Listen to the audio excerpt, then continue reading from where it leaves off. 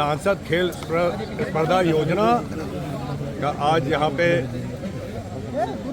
आयोजन हो रहा है और आज श्रद्धेय श्री अटल बिहारी पूर्व प्रधानमंत्री श्री अटल बिहारी वाजपेयी जी का 101वीं आज जयंती भी है।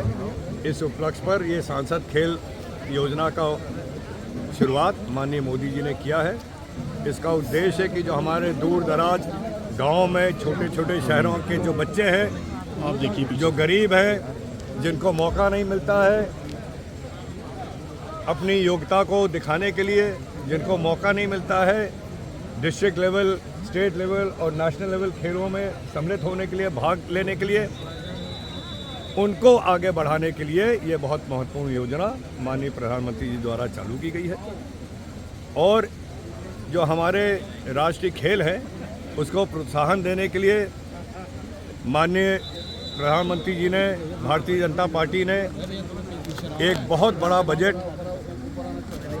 भी खेल के लिए हर बजट से हर अपने बजट में शामिल किया गया है और गांव से लेकर राष्ट्रीय स्तर तक हमारे जो बच्चे हैं वो खेल कूद में आगे बढ़े, देश का नाम हो और उसके साथ साथ राष्ट्र निर्माण में इनकी शक्ति, इनका अनुशासन, इनका संघर्ष जुड़े।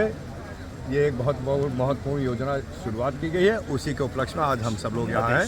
आज गोंडा जिले के हमारे बच्चे जो अभी तक अपने अपने क्षेत्रों से आगे बढ़ के आए हैं, आज उनका आज यहाँ पे कार्यक्रम हो रहा है। जिस तरीके से बांग्लादेश में हिंदुओं को टारगेट करके ये आज बांग्लादेश का मौका नहीं है, ये सांसद खेल स्पर्धा का आयोजन हो रहा है। इसके अलावा और भी कोई सवाल हो तो किसी मंत्री जी, ये गोंडा का एक लौता स्टेडियम है, चुनाव में और भी स्टेडियम देने की बात की गई थी, अभी तक कहीं नजर नहीं आया है।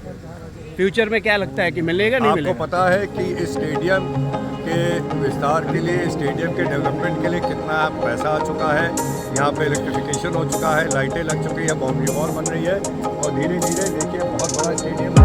हम एक स्टेडियम को अच्छी तरह बना लें कि गोंडा शहर के लिए एक है, बहुत अच्छा एक है, उसका हमारे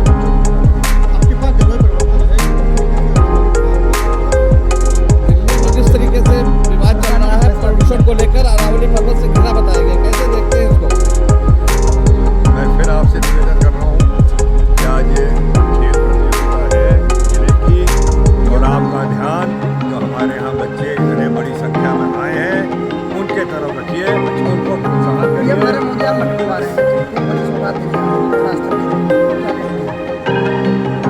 माननीय मोदी जी, माननीय हमारे आज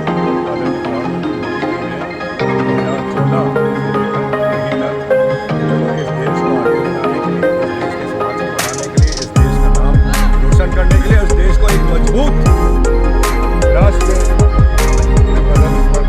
परिवर्तन करने के लिए जो उन्होंने परिश्रम किया है, उन्होंने वही हम लोगों के सबसे बड़ा प्रेरणा स्रोत है। और आज जो हमारे महान हैं, हमारे देश के निर्माण में, राष्ट्र के निर्माण में उनकी प्रतिभाएं लगकर एक आगे आने वाली पीढ़ियों के लिए हमेशा एक प्रेरणा स्रोत कायम रहेगा।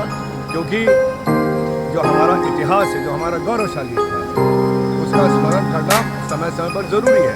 हमारे आगे वाली पीढ़ी कैसे जानेगी कि हमारे लोगों ने, हमारे देश के महान लोगों ने इस देश के लिए क्या क्या बलिदान किया है, क्या क्या त्याग किया है, क्या क्या परिश्रम किया है, क्या क्या संघर्ष किया है, वो याद रखना भी हम लोगों का एक दायित्व बनता है, जिम्मेदारी है।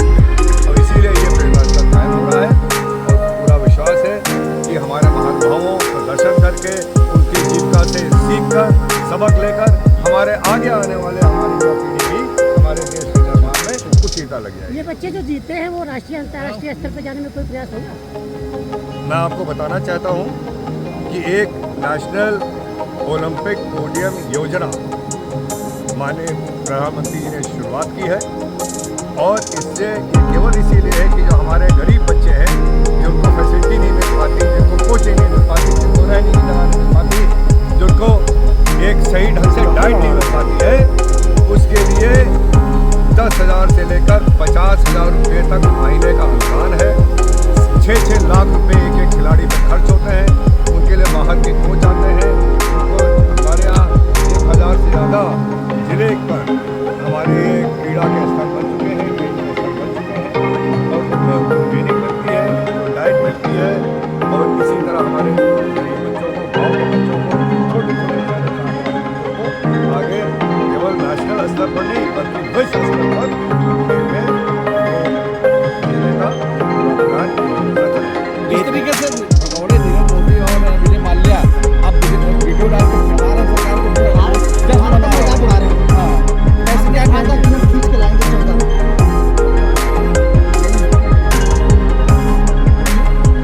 मैं आपसे फिर एक बार निवेदन करता हूँ कि इस दुनिया में कौन से लोग क्या कह रहे हैं, कब कह रहे हैं, क्यों कह रहे हैं, उसका जिम्मेदार मैं नहीं हूँ।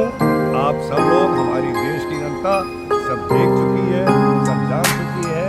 हमारी देश की जनता को, हमारे समाज को पता है कि इस देश के लिए कौन काम कर रहा है, क्या कर रहा है और देश को लूटा भी किसने है ये भी पता है। तो मेरा आपसे निवेदन है और मैं जानता हूँ हमारी जनता इन लोगों का कोई परवाह नहीं करती है, हम लोग नहीं परवाह करते हैं।